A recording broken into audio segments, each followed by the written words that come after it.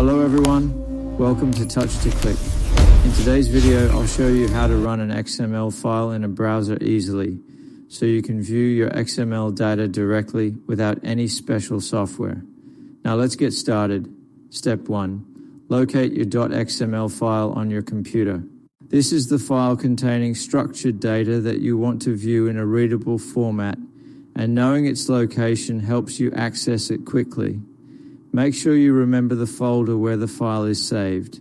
Step 2.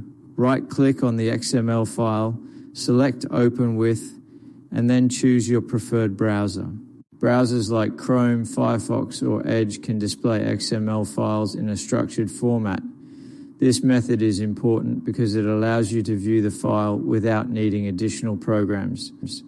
Step 3. Alternatively, you can simply drag and drop the XML file into an open browser tab. This is a quick and convenient way to run the file, especially if your browser is already open. Dragging and dropping ensures the file opens immediately for review. Thank you for watching, and don't forget to subscribe to Touch to Click for more helpful tutorials.